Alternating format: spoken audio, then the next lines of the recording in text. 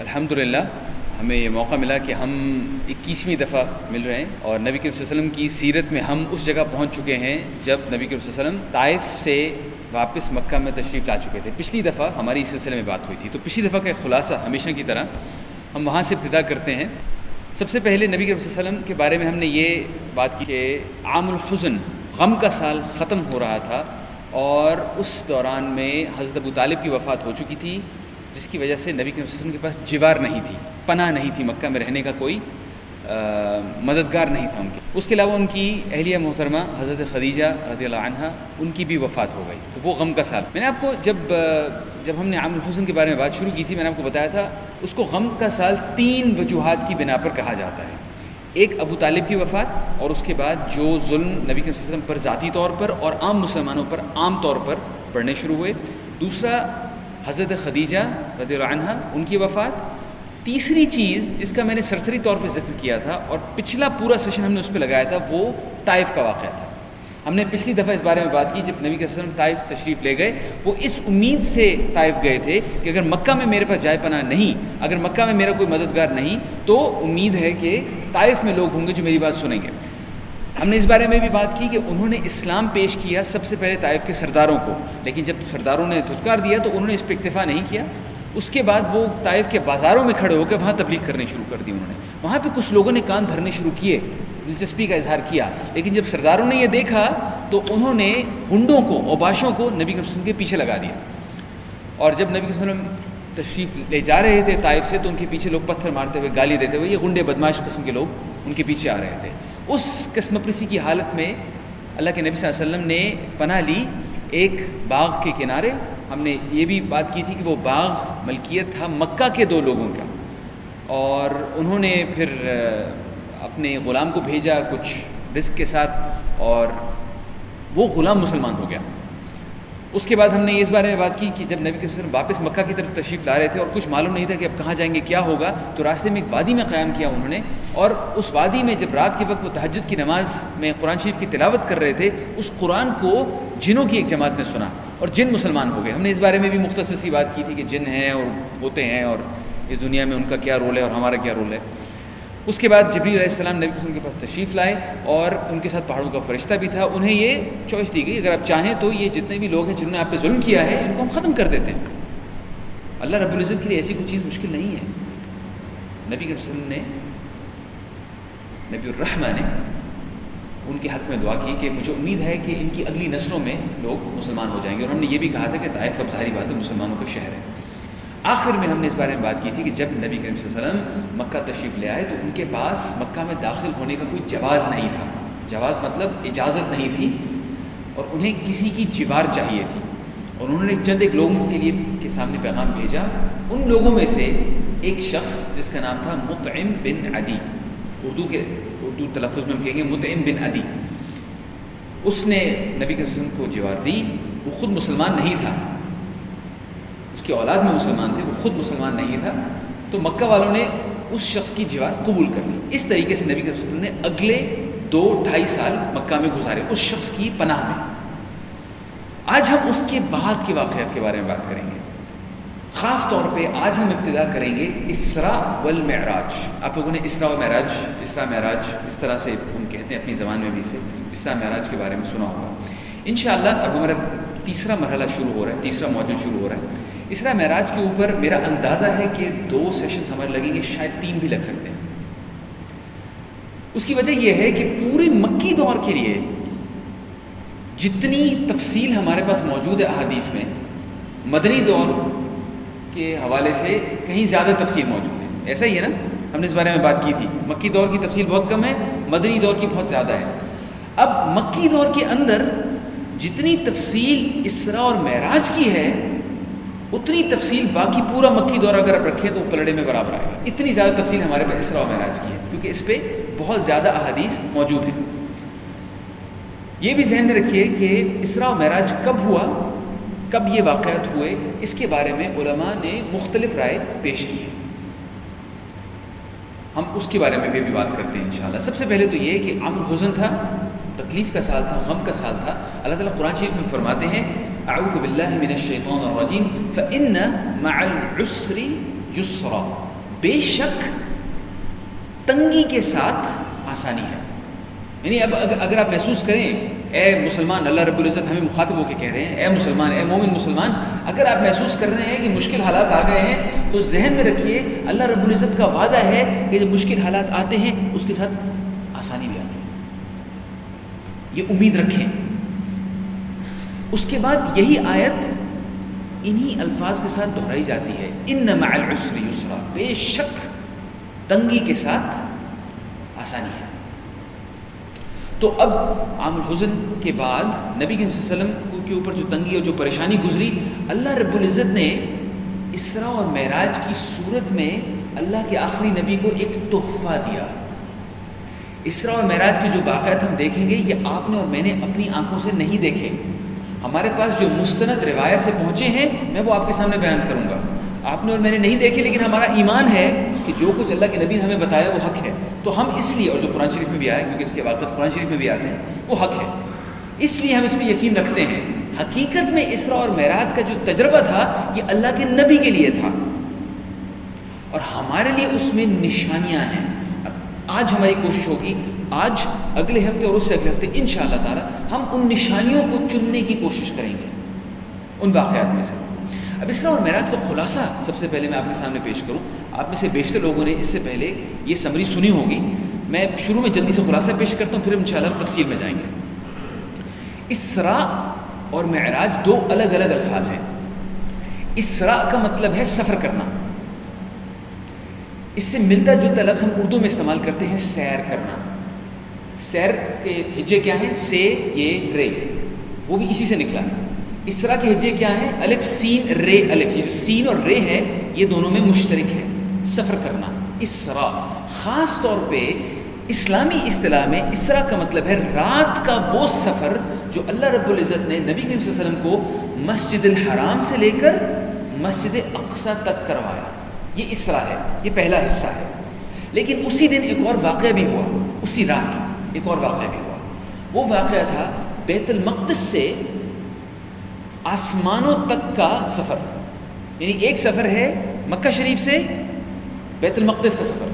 بیت المقدس وہ جسے انگریزی میں جیروسلم کہتے ہیں یا یروشلم کہا جاتا ہے اسے. اس کا اسلامی نام ہے القدس یا بیت المقدس، جو کہ اس وقت یہودیوں کے قبضے میں ہے. اس کی بات کر رہے ہیں. نبی کریم صلی اللہ علیہ وسلم کا سفر مکہ شریف سے بیت المقدس تک، اس کو ہم کیا کہتے ہیں؟ اسراء. یہ ہے اسراء. اور پھر بیت المقدس سے آسمانوں کا سفر اسے کہتے ہیں معراج. معراج اور اردو کا لفظ عروج ایک ماخذ سے نکلے. عراجہ کا مطلب ہے اوپر جانا، معراج کا مطلب ہے وہ چیز جو اوپر لے جائے. نبی کریم صلی اللہ علیہ وسلم نے جو سفر آسمانوں کی طرف کیا اوپر جاتے وقت، اس کو ہم کہتے ہیں معراج. تو ان دونوں کے درمیان میں فرق ہے. اب اس کی میں تفصیل میں جاتا ہوں. تفصیل کے بارے میں ایک اہم چیز ذہن میں رکھیں کہ جب نبی کریم صلی اللہ علیہ وسلم کی احادیث اکٹھی کی جا رہی تھی تو لوگوں کا طریقہ یہ ہوتا تھا کہ وہ مسجد میں بیٹھ کے حدیث بیان کیا کرتے تھے. حدیث بیان کرنے کا طریقہ یہ تھا کہ میں نے سنا فلاں سے، اس نے سنا فلاں سے، اس نے سنا فلاں سے، کہ نبی کریم صلی اللہ علیہ وسلم کو یہ کرتے ہوئے دیکھا گیا یا نبی کریم صلی اللہ علیہ وسلم نے یہ فرمایا. یہ طریقہ ہے حدیث بیان کرنے کا. یہ طریقہ رائج ہوتے ہوتے ایک اور چیز بھی کچھ علاقوں میں رائج ہو گئی کہ ایسے لوگ جن کے پاس علم نہیں تھا، جن کے پاس نالج نہیں تھا، جنہیں معلوم نہیں تھا کہ جس شخص کے بارے میں بات کی جا رہی ہے وہ کون ہے، کس علاقے میں رہتا تھا. مثال کے طور پہ آج بھی اگر آپ دیکھیں، اگر میں کسی گاؤں میں چلا جاؤں جہاں پر پڑھے لکھے افراد موجود نہیں ہیں، اگر میں ان کے سامنے جا کے کچھ بات کروں اور میں اپنی طرف سے، خدا نخواستہ اللہ تعالیٰ مجھے معاف کرے ایسی بات کرنے سے بچائے کسی بھی صورت میں، اگر میں اپنی سے دھڑ کے کچھ بات کہتا ہوں تو انہیں معلوم نہیں ہوگا. وہ اپنے ایمان پر اس چیز کو یقین بھی، میری بات پہ یقین کر لیں گے. وہ ایسا ہی ہے نا، کیونکہ ان کے پاس اس چیز کو پرکھنے کا، چیک کرنے کا کوئی طریقہ نہیں ہے. اسی طریقے سے بہت سارے گاؤں میں، دور پار علاقوں میں کچھ ایسے افراد اس وقت موجود تھے جنہوں نے قصہ خوانی کو اپنا پیشہ بنایا ہوا تھا. قصہ خوان عربی میں کہتے ہیں قصاص، قصے سنانے والا، قصہ گو. تو قصہ سنانے والے چونکہ عام مذہبی مسلمان، ایک مومن مسلمان کا دل چاہتا ہے کہ میں قصے بھی سنوں تو اس کا تعلق میرے دین سے ہو، تو وہ قصے بھی اسلامی قسم کے سناتے تھے. اسراء اور معراج کے بارے میں جو احادیث بیان ہوئی ہیں وہ چند ایک ہیں، لیکن اس میں ان قصوں میں ان لوگوں نے بہت زیادہ مبالغہ آرائی سے کام کیا، ایگزیجریشن، بہت زیادہ تفصیل اپنی طرف سے ڈال دی. تو اب جو ہمارے پاس احادیث پہنچتی ہیں وہ دو قسم کی کتابوں میں ہیں. ایک وہ کتابیں جن کے بارے میں ہمیں پکا پتہ ہے مستند ہے، ایک وہ ہیں جن کے بارے میں ہمیں معلوم نہیں کہ اس میں مختلف احادیث بیان کی جاتی ہیں، چیک نہیں کی گئی. تو میں جو آپ کے سامنے پیش کروں گا اس وجہ سے میں صرف وہ پیش کروں گا جن کے بارے میں مجھے معلوم ہے، میرے استادوں سے مجھ تک پہنچی ہے، یا میرے پاس ایک ریفرنس موجود ہے کہ فلاں کتاب میں یہ چیز بیان کی گئی ہے. اس کی وجہ یہ ہے، نبی کے وسلم کی ایک حدیث ہے، ان کذبا علی لیس ککذب علی احد من کذب علی متعمدا فلیتبوأ مقعدہ من النار. کہ میرے اوپر جھوٹ بولنا، یعنی میرے بارے میں کچھ کہنا کہ اللہ کے نبی نے فرمایا ہے، یہ ایسا نہیں کہ کسی ایک دوسرے کے بارے میں تم لوگ ایسی بات کرو، وہ بھی گناہ ہے، لیکن یہ اس جیسا گناہ نہیں ہے، یہ اس سے کہیں زیادہ بڑا گناہ ہے. جو شخص اللہ کے نبی پہ جھوٹ باندھتا ہے وہ اپنے لیے جہنم میں ایک جگہ تیار، اس کی سیٹ تیار ہے، وہ سوچ لے کہ اس نے وہیں پر جانا ہے. ہمارا رب مجھے بھی اور آپ کو بھی ایسی کسی چیز میں پڑھنے سے بچائے، آمین. اس وجہ سے میں گزارش کر رہا ہوں کہ میں صرف اور صرف مستند چیزیں آپ کے سامنے بیان کرنے کی کوشش کروں گا. اچھا، جن علاقوں کی ہم بات کر رہے ہیں یہ نقشہ ہم پہلے بھی کئی مرتبہ دیکھ چکے ہیں، ایک مرتبہ پھر اس پر نگاہ دوڑائیے. مکہ شریف آپ کو اس کے اندر نظر آ رہا ہے، ساتھ میں آپ کو اس سے نسبتاً شمال کی طرف مدینہ نظر آ رہا ہے. مدینہ سے اگر آپ شمال مغرب کی طرف جاتے جائیں تو کچھ اوپر وہاں کونے پہ آپ کو نظر آ رہا ہے بیت المقدس، جو کہ جیسے میں نے کہا اس وقت اسرائیل میں ہے، بیت المقدس. ان دونوں کے درمیان فاصلہ اگر فلائٹ کے ذریعے طے کیا جائے تقریباً 1.5 گھنٹے کا ہے. اور اگر یہ فاصلہ اس زمانے میں، جس زمانے میں نبی صلی اللہ علیہ وسلم موجود تھے، اگر اس زمانے میں یہ فاصلہ طے کیا جاتا تو تقریباً 1 مہینہ یا 40 دن لگتے تھے. اسرا یعنی ایک رات کا سفر، اس کا اسینشلی مطلب یہ ہے کہ نبی صلی اللہ علیہ وسلم کو پلک جھپکنے میں سفر کروایا گیا ایک جگہ سے دوسری جگہ. تو اب جو باتیں ہم بیان کریں گے یہ ما فوق الفطرہ ہیں، اردو میں کہتے ہیں ما فوق الفطرت، یہ فطرت سے بلند باتیں ہیں. اور ہم ان میں اس لیے یقین رکھتے ہیں کیونکہ اللہ رب العزت نے قرآن شریف میں ان کا ذکر کیا ہے. اللہ تعالیٰ قرآن شریف میں فرماتے ہیں ایک سورت میں جس کا نام ہے سورۃ الاسراء، اعوذ باللہ من الشیطان الرجیم، بسم اللہ الرحمن الرحیم. سبحان الذی، تعریف ہے اس ذات کی، اسرا بعبدہ، جس نے اپنے بندے کو رات کا سفر کروایا، لیلاً، رات کا سفر کروایا، من المسجد الحرام، مسجد الحرام سے یعنی کہ مکہ شریف سے، الی المسجد الاقصی، مسجد اقصی کی طرف، الذی بارکنا حولہ، وہ مسجد اقصی جس کے ارد گرد کے علاقے کو بھی اللہ رب العزت نے مبارک کر دیا ہے. وہ اتنی مبارک مسجد ہے کہ اس کے ارد گرد کا علاقہ بھی مبارک ہے. لنوریہ من آیاتنا، تاکہ ہم اپنے اس بندے کو دکھائیں، نبی کریم صلی اللہ علیہ وسلم کو دکھائیں اپنے نشانیوں میں سے. انہو، بے شک اللہ رب العزت، هو السمیع البصیر، بے شک اللہ رب العزت سننے والا اور دیکھنے والا ہے. اس کو اب اینالائز کرتے ہیں کیا کہہ رہے ہیں اللہ رب العزت. تعریف ہے اس ذات کی، اسرا، جس نے سفر کروایا، بعبدہ. اللہ رب العزت قرآن شریف میں نبی صلی اللہ علیہ وسلم کا جب ذکر کرتے ہیں کبھی کبھی ان کا نام لیتے ہیں، وما محمد الا رسول، قرآن شریف میں ہے نام لے کے. لیکن کئی دفعہ اللہ رب العزت نبی صلی اللہ علیہ وسلم کو عبداللہ کہتے ہیں یا عبد کہتے ہیں. عبد کا مطلب کیا ہے؟ غلام. اور ہم عبد ہیں اللہ رب العزت کے، ہم غلام ہیں اللہ رب العزت کے، اللہ رب العزت کی مخلوق ہیں. اور اللہ تعالیٰ ہمارے بارے میں جب ذکر کرتے ہیں عبادنا، ہمارے بندے، اردو میں لفظ اگر بندہ استعمال کر لیں، اللہ کے بندے، عبد. اب اللہ تعالیٰ نبی صلی اللہ علیہ وسلم کو عبد کہہ رہے ہیں یہاں پہ، اللہ کا غلام. کیوں؟ کیونکہ عبد وہ ہے جو اللہ کی عبادت کرتا ہے. اور ہمیں پیدا کس لیے کیا گیا؟ اللہ تعالیٰ خود قرآن شریف میں فرماتے ہیں، اعوذ باللہ من الشیطان الرجیم، وما خلقت الجن والانس الا لیعبدون. اور اللہ رب العزت نے انسانوں اور جنوں کو صرف اس لیے پیدا کیا کہ اس کی عبادت کریں. اور اس عبادت کی سب سے اونچی شکل وہ ہے جو نبی صلی اللہ علیہ وسلم نے کی. اور ہم ان کی پیروی میں جو کچھ انہوں نے کیا وہ کرنے کی کوشش میں اپنی زندگی گزارتے ہیں. انہوں نے اپنی زندگی میں جس طریقے سے عبادت کی ہم وہ کرنے کی کوشش کر رہے ہیں. اللہ رب العزت نبی کے وسلم کو یہاں کہہ رہے ہیں جو کہ وہ عبد کی بہترین شکل تھے، اور ان کو اللہ تعالیٰ نے سفر کروایا مسجد الاقصی سے مسجد الحرام سے مسجد الاقصی کا۔ اس کے بارے میں جو تفصیل آتی ہے اب ذرا دیکھیں، اس سے اگلی آیت میں کیا لکھا ہے۔ میں نے دونوں آیت آپ کے سامنے رکھی ہیں، یہ سورۃ الاسراء کی پہلی اور دوسری آیت ہے۔ مفہوم کچھ ایسا ہے، پہلی آیت کا سارا تعلق ہے اسراء سے، دوسری آیت میں کیا ہے، وَآتَيْنَا مُوسَى الْكِتَابَ، اور اللہ رب العزت نے کتاب دی موسیٰ کو۔ اب انسان اگر تھوڑی دیر سوچے اس کے بارے میں، ان دونوں میں کیا ربط ہے؟ اسراء نبی کے وسلم کا سفر، موسیٰ علیہ السلام کو کتاب دی، ان کا آپس میں کیا تعلق ہے؟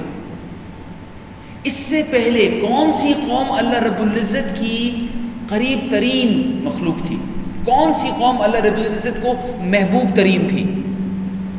بنی اسرائیل۔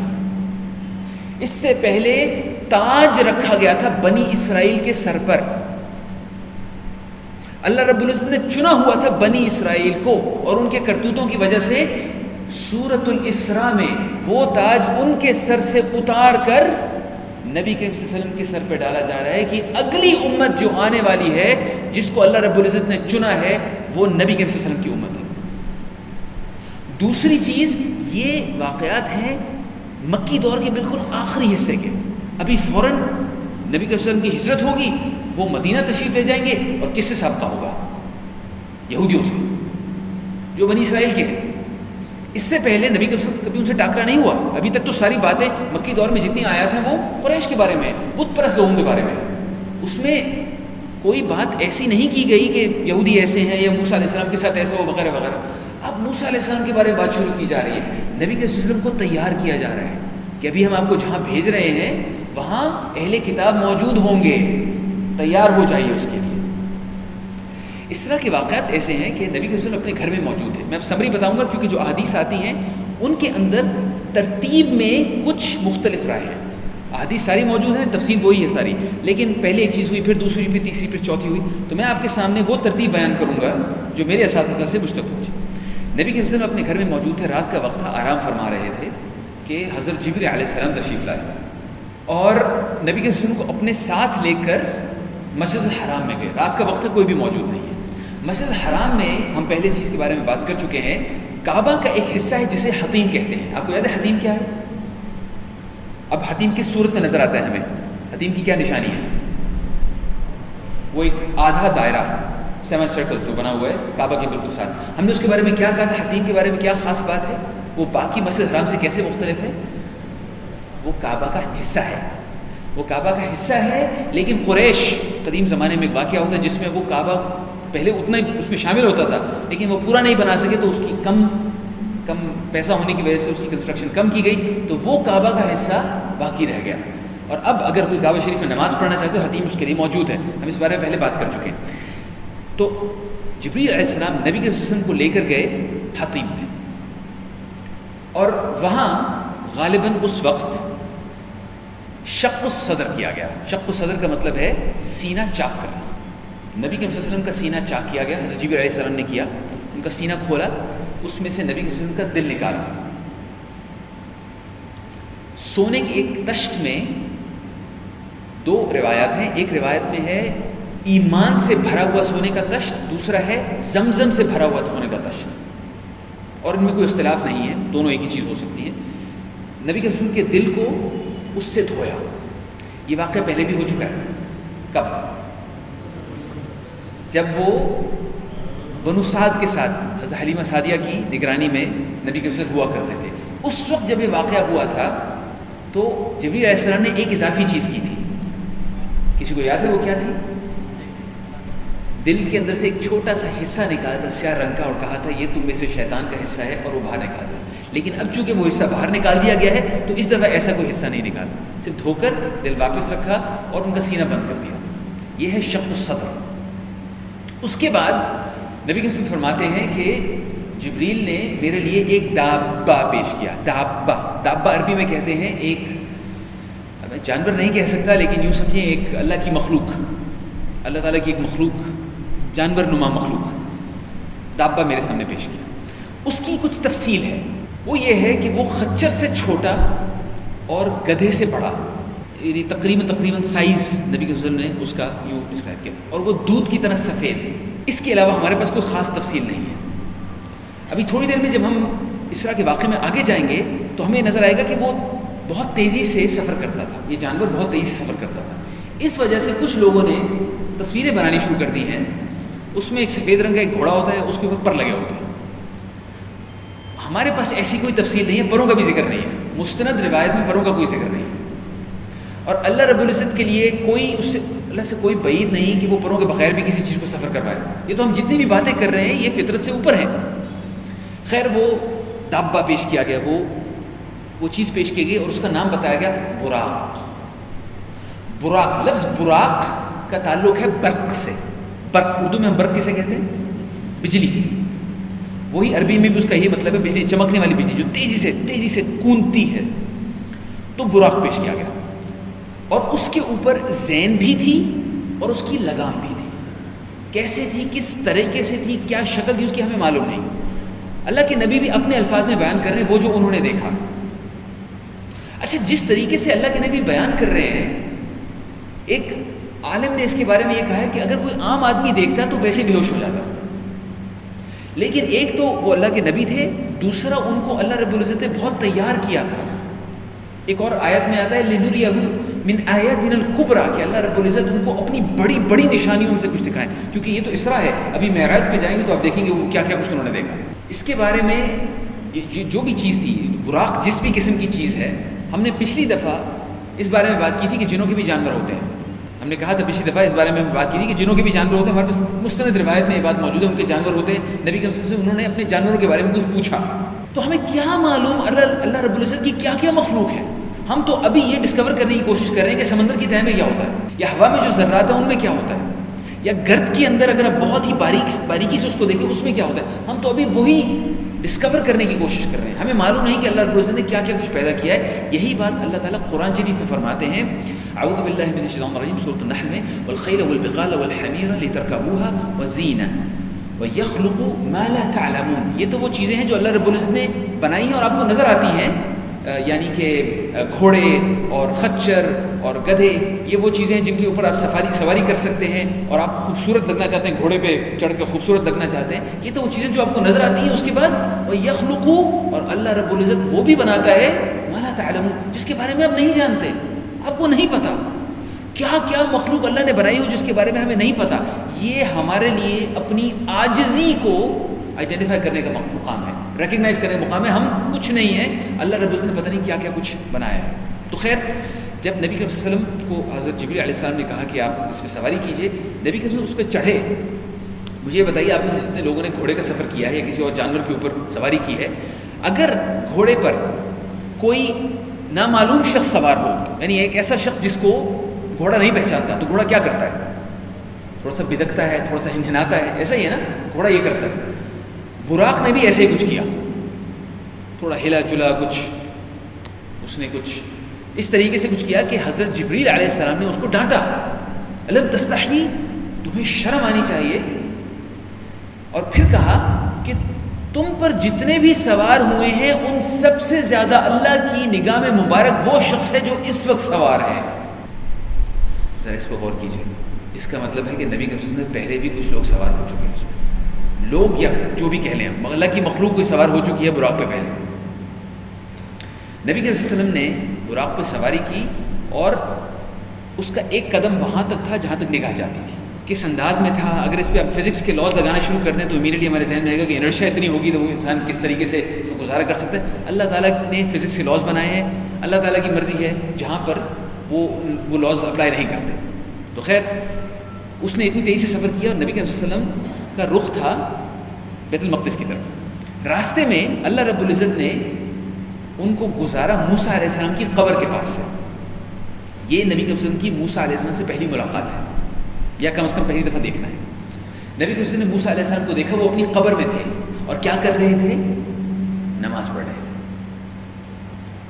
اس سے ہمیں پتہ چلا کہ اس دنیا سے جانے کے بعد بھی انبیاء کو اللہ رب العزت نے یہ فضیلت دی ہوئی کہ وہ اللہ رب العزت کی عبادت اس عالم میں بھی کرتے ہیں.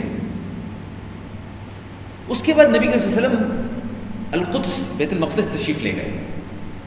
اچھا القدس اس وقت اگر ہم اس رات کو نہ دیکھیں، ویسے دیکھیں تاریخ میں جس سال کی بات ہو رہی ہے یہ ہے 11 نبوی یا 12 نبوی یا 13 نبوی، یعنی یہ حضرت خدیجہ علیہ السلام کی وفات کے بعد کا واقعہ ہمیں معلوم ہے. تو اس وقت بیت المقدس کرسچنز کے قبضے میں تھا، آرتھوڈاکس کرسچنز یعنی جو ایسٹرن رومن ایمپائر جسے کہا جاتا ہے ان کے قبضے میں تھا، اور وہ لوگ یہودیوں سے نفرت کرتے تھے. ویسے کرسچنز پچھلے 100 سال تک یہودیوں سے شدید نفرت کرتے تھے، کیونکہ ان کی تھیولوجی کے اندر یہودی حضرت عیسیٰ کے قاتل ہیں. اس وجہ سے جو ان کے مذہبی لوگ ہیں وہ یہودیوں سے اس وجہ سے نفرت کرتے ہیں. تو اس نفرت کی وجہ سے وہ جگہ جہاں پر ہیکل سلیمانی تھا، یعنی یہودیوں کی مسجد تھی، تو حضرت سلیمان علیہ السلام کی بنائی ہوئی مسجد، اور مسلمان اسے مسجد الاقصیٰ کہتے ہیں، لیکن کرسچنز کہتے تھے کہ یہ یہودیوں کی ہے، اس لیے انہوں نے اس جگہ کو کچرے کا ڈمپ بنا دیا تھا، یعنی وہ جگہ جہاں پہ فضلہ کچرا گندگی پھینکی جاتی ہے. تو دن میں وہ جگہ ویسی تھی، لیکن اللہ رب العزت نے رات کے وقت اس جگہ کو ایسے تبدیل کر دیا اس انداز میں کہ نبی کے وہاں پہ پہنچے تو وہاں پر وہ مسجد موجود تھی، اور مسجد کے باہر کوئی ایک خاص ایسی جگہ تھی جہاں پہ ایک حلقہ لگا ہوا تھا، اور وہ کوئی خاص ایسی جگہ تھی جہاں پر انبیاء کرام نبی کے سے پہلے بھی اپنے جانور باندھا کرتے تھے، یعنی ان کی پارکنگ کی جگہ تھی. خاص طور پہ اپنے جانور تمام انبیاء وہاں باندھا کرتے تھے، اور وہ جگہ بھی اللہ رب العزت نے ان کے لیے مخصوص یہ دکھا دی، یہ جگہ ہے. نبی کے وسلم نے براق کو اس جگہ سے باندھا. اس کے بعد وہ فرماتے ہیں کہ میں مسجد الاقصیٰ کے اندر گیا اور میں نے 2 رکعت نماز پڑھی، نفلاً 2 رکعت نماز پڑھی. 2 رکعت نماز پڑھنا مسجد میں جب ہم داخل ہوتے ہیں نبی کے وسلم کی سنت ہے، بہت ہی مؤکد قسم کی سنت ہے. اسے کیا کہا جاتا ہے؟ اس کا ایک نام ہے تحیۃ المسجد. تحیۃ المسجد، تحیہ کا مطلب ہوتا ہے کسی کو خوش آمدید کہنا، سلام کرنا.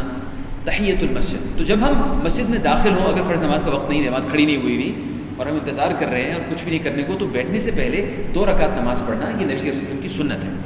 تو یہ سنت مدینہ میں باقی مسلمانوں کو بتائی گئی، لیکن یہاں پر مسجد اقصیٰ میں نبی کے وسلم خود کر رہے تھے.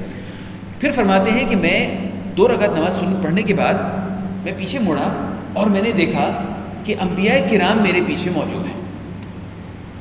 انبیاء کرام، تمام انبیاء کرام جن کی تعداد ہمیں معلوم ہے حدیث میں 1,24,000 نبی اور 300، ایک اور روایت میں 300 رسول، تو 1,24,000 کچھ لوگ وہاں موجود تھے. اور جو حدیث ہے اس کے اندر الفاظ کچھ ایسے کہ محسوس ہوتا ہے سب ایک صف میں تھے. کیسے تھے ایک صف میں یا پوری ایک مسجد میں کیسے فٹ آئے اتنے لوگ ہمیں کچھ معلوم نہیں. یہ اللہ رب العزت کی مرضی ہے کہ وہ جو چاہتا ہے وہ ویسے کرتا ہے. تو وہ نبی صلی اللہ علیہ وسلم نے دیکھا کہ وہ لوگ موجود تھے، اور کچھ لوگ نبی کے وسلم نے پہچانے، انہیں بتایا گیا یہ کون ہے. ان میں سے ایک حضرت موسیٰ تھے، حضرت موسیٰ علیہ السلام. نبی کریم صلی اللہ علیہ وسلم فرماتے ہیں کہ حضرت موسیٰ کا رنگ سانولا، ان کا قد لمبا اور جسم بہت مضبوط، پٹھے نظر آتے ہیں نا انسان کے، بہت مضبوط جسم. حضرت موسیٰ علیہ السلام ایسے تھے. اور وہ جب نبی کے وسلم نے ان کی طرف دیکھا تو وہ نماز پڑھ رہے تھے. میں نے ابھی تھوڑی دیر پہلے وہ کیا بتایا تھا، وہ اپنی قبر میں نماز پڑھ رہے تھے، یہاں پہ نماز پڑھ رہے تھے. وہاں سے یہاں تک کیسے آئے اللہ تعالیٰ جانتا ہے، یہ عالم ارواح ہے، یہاں پہ چیزیں کیسے ہوتی ہیں معلوم نہیں. اس کے بعد حضرت عیسیٰ علیہ السلام کو دیکھا، اور حضرت عیسیٰ علیہ السلام کا رنگ ہلکا تھا، اور ان کے بال ایسے تھے کہ ان سے چمک سی آتی تھی، محسوس ہوتا ہے جیسے گیلے بال، اس قسم کی چمک سی آتی تھی. اور ان کا قد حضرت موسیٰ علیہ السلام سے کم تھا. اور ان کے بارے میں نبی کے نے فرمایا کہ ان کی اگر میں شکل دیکھوں تو، اپنے صحابہ سے بات کر رہے ہیں، تو تم میں جو عروہ بن مسعود الثقفی ایک صحابی، ان سے ان کی شکل سب سے زیادہ ملتی ہے. یعنی صحابہ کرام کو دکھانے کے لیے وہ فلاں شخص جو ہے ان سے ان کی شکل ملتی ہے، تاکہ وہ اندازہ کر لیں کہ حضرت عیسیٰ کیسے ہے. ظاہری بات ہے ہم نے نہیں دیکھا حضرت عروہ کو، تو اس لیے ہم اندازہ نہیں کر سکتے. تیسرے شخص جو انہوں نے دیکھے، وہ تیسرے جو نبی دیکھے، وہ حضرت ابراہیم علیہ السلام. اچھا، حضرت عیسیٰ کے بارے میں بھی وہ کیا کر رہے تھے؟ نماز پڑھ رہے تھے. پھر حضرت ابراہیم علیہ السلام، ان کو دیکھا. حضرت ابراہیم علیہ السلام کے بارے میں نبی صلی اللہ علیہ وسلم نے فرمایا کہ میں نے اپنے علاوہ کوئی شخص نہیں پایا جن سے ان کی شکل ملتی ہو جتنی زیادہ مجھ سے ملتی ہے، یعنی ان کی شکل بالکل اللہ کے نبی صلی اللہ علیہ وسلم جیسی تھی۔ اس کے بعد اللہ رب العزت کی مرضی سے نبی کریم صلی اللہ علیہ وسلم نے انبیاء کرام کی جماعت کروائی، جماعت سے نماز کروائی۔ یہ ایک نشانی ہے کہ ہم آخری امت ہیں، ہمارے نبی ہمارے رسول تو بے شک محمد صلی اللہ علیہ وسلم ہیں، لیکن ہم سے پیچھے آنے والی تمام امتوں کے لیے بھی خاتم النبوہ، نبوت ختم کرنے والے ہی تمام امتوں کے سردار بھی ہیں۔ نبی صلی اللہ علیہ وسلم نے ایک حدیث میں فرمایا انا سید ولد آدم ولا فخر، میں تمام بنی آدم کا سردار ہوں، اور یہ میں فخر سے نہیں کہہ رہا، یعنی یہ وہ بات ہے جو اللہ نے مجھے کہی ہے، میں آپ کو بتاؤں اس لیے بتا رہا ہوں۔ اس کے بعد جبریل علیہ السلام نے نبی کے وسلم کے سامنے پیش کی دودھ اور شراب اور کہا چنیے۔ ایسے دو روایت ہے، ایک روایت یہ بھی ہے کہ یہ چیز پیش کی گئی تھی مسجد حرام میں، دوسری روایت میں ہے کہ یہاں پہ پیش کی تھی مسجد الاقصی میں۔ تو خیر دودھ اور شراب ایک دفعہ یا دو دفعہ پیش کی گئی، ان کے سامنے پیش کی گئی اور کہا چنیے۔ نبی صلی اللہ علیہ وسلم نے ان دونوں میں سے دودھ چنا، اور حضرت جبریل علیہ السلام نے کہا آپ نے خوب چنا، اور آپ نے خوب چنا، کیونکہ اگر آپ شراب چنتے تو آپ کی امت گمراہ ہو جاتی۔ اچھا، یہ جو اسراء میں جو چیزیں ہم دیکھ رہے ہیں، میں نے آپ سے کیا کہا تھا، ہمارا مقصد ہے اس میں سے اپنے لیے کچھ سبق چننا۔ یہ جو واقعات آپ نے پہلے سنے ہوں گے، لیکن ہم چاہتے ہیں اس پہ تھوڑا سا غور کریں۔ دودھ اور شراب میں کیا فرق ہے، ذرا اس بارے میں سوچیے۔ اللہ تعالیٰ نے ہمیں سکھانے کے لیے ہم تک یہ روایت پہنچائی کہ دودھ اور شراب پیش کیے گئے، ان میں سے دودھ چنا گیا۔ اب دودھ میں کیا سبقت ہے شراب کے اوپر؟ اگر یہاں پہ نہیں ملتی، لیکن اگر ملتی ہوتی ہے تو شراب دودھ سے مہنگی ہوتی ہے، تو دودھ میں کیا خاص بات ہے، کیا سبقت ہے دودھ کو شراب کے اوپر؟ دودھ کہاں سے آتا ہے؟ جانور سے اپنی خاص صورت میں آتا ہے۔ شراب کہاں سے آتی ہے؟ لیٹس سے عنب، انگوروں سے بنائی جاتی ہے، کسی اور چیز سے بنائی جاتی ہے۔ دودھ اپنی اصل شکل میں اللہ تعالیٰ کی مخلوق سے نکلتا ہے، خالص دودھ آپ اسی حالت میں آپ استعمال بھی کر سکتے ہیں۔ دودھ وہ چیز ہے جو مشروب بھی ہے اور کھانا بھی ہے، اور شراب کیا چیز ہے؟ اصل شکل میں اللہ تعالیٰ ہمیں ایک چیز دیتے ہیں اور پھر ہم اس کے سڑنے کا انتظار کرتے ہیں، حتیٰ کہ بیکٹیریا اس کے اوپر کام کرتا ہے، جراثیم اس کے اوپر کام کرتے ہیں، وہ سڑ جاتی ہے، خراب ہو جاتی ہے، اس میں سے بو آنی شروع ہو جاتی ہے، تو پھر ہم کہتے ہیں شراب بن گئی۔ دودھ اور شراب میں یہ فرق ہے، ہم دودھ پیتے ہیں اس سے جسم توانائی محسوس کرتا ہے۔ اللہ کے نبی صلی اللہ علیہ وسلم کو دودھ بہت پسند تھا، وہ جانوروں کا دودھ خوشی سے پیا کرتے تھے، اور شراب سے نفرت تھی۔ اگر آپ نے کبھی شراب سونگھی ہو، آپ کو پتہ ہو کہ اس کی اسمیل کیسی ہوتی ہے، تو مناسب نہیں ہے بیان کرنا، لگتا ہے کہ جیسے کسی نے پیشاب کر دیا گیا، اس کا رنگ بھی ایسے ہی ہوتا ہے۔ لیکن لوگ اسے کیوں پیتے ہیں؟ تاکہ وہ مدہوش ہو جائیں، اور مدہوش ہونے کی بات کیا کرتے ہیں؟ حضرت ابوبکر سے ایک دفعہ یہ روایت ہے کہ انہوں نے شراب نہیں پی، پوچھا کیوں نہیں پی؟ انہوں نے کہا بھائی میں نے دیکھا ایک آدمی کو، اس نے شراب پی ہوئی تھی، وہ شراب کے نشے میں اتنا مدہوش تھا کہ اس کا اپنا پخانہ اس کے سامنے پڑا تھا، وہ پخانہ اٹھاتا تھا کھانے کے لیے، پھر بو اتنی شدید ہوتی کہ رکھ دیتا تھا، پھر قریب کرتا تھا، پھر رکھ دیتا تھا۔ میں نے یہ منظر دیکھا تو پھر میں نے کہا میں یہ ایسی چیز نہیں پیوں گا کہ میرا دماغ ایسا ہو جائے۔ اللہ تعالیٰ نے شراب حرام کی ہے ہماری امت پر، پچھلی امتوں پر جائز تھی، لیکن یہاں پر ہمیں نشانی کے طور پہ دکھا دیا کہ آپ کو شراب سے کتنی بہتر چیز دی گئی ہے، ایک خراب چیز میں پڑھنے کی ضرورت کیا ہے۔ ابھی تک ہم نے بات کی ہے اسراء کی، اب ہم تھوڑی سی دیر کے لیے بات کرتے ہیں انشاءاللہ معراج کے بارے میں۔ معراج کا مطلب ہے نبی کریم صلی اللہ علیہ وسلم کا سفر آسمان دنیا سے نہیں بلکہ بیت المقدس سے آسمان دنیا تک، آسمان دنیا سے دوسرے آسمان تک، تیسرے، چوتھے، پانچویں، چھٹے، ساتویں آسمان تک۔ یہ جو 7 آسمان ہیں اس کا کیا چکر ہے؟ یہ 7 آسمان کیا ہیں؟ اللہ تعالیٰ قرآن شریف میں فرماتے ہیں سورۃ الملک میں، آپ لوگ رات کے وقت سونے سے پہلے آپ میں سے کئی حضرات اس کی تلاوت کرتے ہوں گے، اعوذ باللہ من الشیطان الرجیم، الذی، وہ ذات، خلق 7 سماوات طباقا، جس نے پیدا کیے 7 سما، یعنی 7 آسمان۔ طباقہ کا مطلب ہے لیئرز کی صورت میں، اسے اردو میں کیا کہیں گے؟ تہ بتہ، بہت شکریہ، تہ بتہ، ایک دوسرے کے اوپر تہ ڈال یوں کر کے۔ اب وہ سما ہے کیا، یعنی پہلے آسمان سے مطلب ہمارا یہ آسمان ہے جو ہمیں اوپر نظر آتا ہے، کیا یہ ہے؟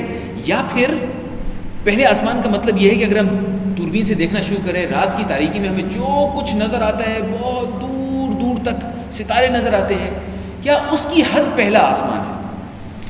اس کے بارے میں علماء کی مختلف رائے ہیں. جو میرے استاد کی رائے میں آپ کے سامنے وہ پیش کرتا ہوں، اور وہ اسی سورۃ الملک کی آیات کے اوپر مبنی ہے. اب دیکھیے اللہ تعالیٰ فرماتے ہیں الذی خلق سبع سماوات طباقا ما ترى في خلق الرحمن من تفاوت فارجع البصر هل ترى من فطور ثم ارجع البصر كرتين ينقلب اليك البصر خاسئا وهو حسير. یعنی اللہ تعالیٰ فرماتے ہیں کہ جو کچھ اللہ تعالیٰ کی مخلوق ہے، جو آسمان ہے، تم ان کی طرف دیکھو، تم برداشت نہیں کر سکو کتنی زبردست اللہ تعالیٰ کی یہ مخلوق ہے یہ آسمان.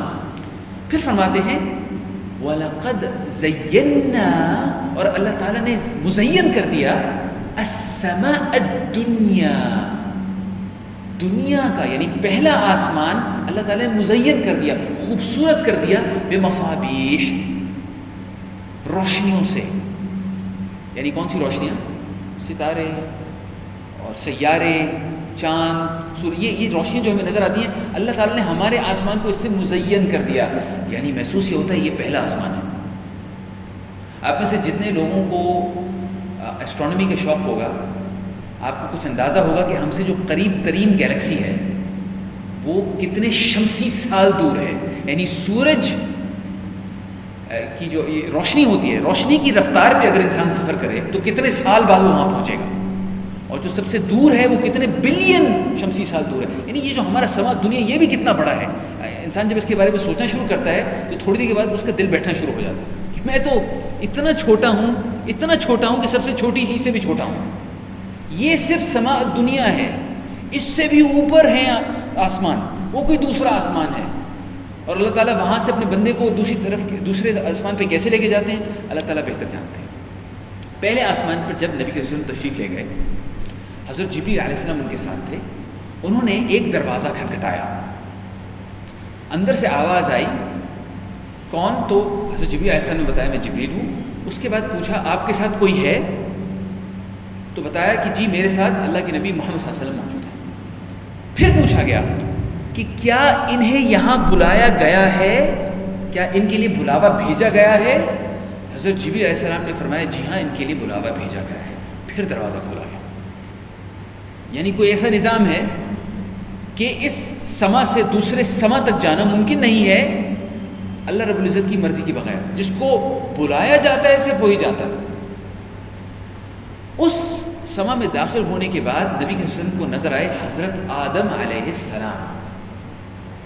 حضرت آدم علیہ السلام پہلے آسمان پر نظر آ رہے ہیں. ذرا سوچئے اس کے پیچھے بھی اللہ رب العزت کی کوئی حکمت ہوگی. ہم اس میں سے کچھ سیکھنے کی کوشش کرتے ہیں. حضرت آدم علیہ السلام کی کیا کہانی ہے؟ وہ جنت میں ہوا کرتے تھے، اور جنت جو کہ آسمانوں کی بہترین جگہ ہے. جنتیں کہاں ہیں یہ بھی ہم ڈسکس کر لیں ساتھ ساتھ. جنتیں کون سے آسمان پر ہیں؟ دو روایت ہیں. ایک ہے 7ویں آسمان پر ساری جنتیں ہیں، دوسری سے یوں محسوس ہوتا ہے کہ 6 اور 7ویں آسمان میں ساری جنتیں، 6 سے شروع ہوتی ہیں 7ویں تک جاتی ہیں. یعنی جنتیں آسمانوں کے اوپر والے حصے میں. تو حضرت آدم علیہ السلام جنتوں میں تھے اور اب جنتوں میں نہیں. وہاں سے جب وہ نیچے آئے شیطان کی وجہ سے نیچے آئے، اور پھر اس کے بعد واپس جائیں گے وہ جنتوں میں. یہ حضرت آدم علیہ السلام ہے. اور نبی کے وسلم کو بھی ایک اشارہ دیا جا رہا ہے کہ آپ دنیا میں بہترین جگہ پہ ہیں مکہ شریف، اور آپ کو یہاں سے نکالا جائے گا اور آپ بھی پھر واپس یہاں آئیں گے. حضرت آدم علیہ السلام سے ملاقات ہوئی تو انہوں نے کہا مرحباً بابن صالح والنبی صالح، یعنی خوش آمدید میرے نیک بیٹے کو اور نیک نبی کو. اور نبی کے وسلم کی نبوت کا اقرار کیا. اس کے بعد دوسرے آسمان پر لے جائے گئے. دوسرے آسمان پر ایسے ہی دروازہ کھٹکھٹایا، وہی مکالمہ دوبارہ ہوا، اجازت دی گئی، اندر تشریف لے گئے. وہاں ملاقات ہوئی حضرت یحییٰ علیہ السلام اور حضرت عیسیٰ علیہ السلام سے. اور اسی حدیث میں آتا ہے کہ ان کا آپس میں کیا تعلق تھا. ان کی والدہ آپس میں بہنیں تھیں. ان کی والدہ آپس میں بہنیں.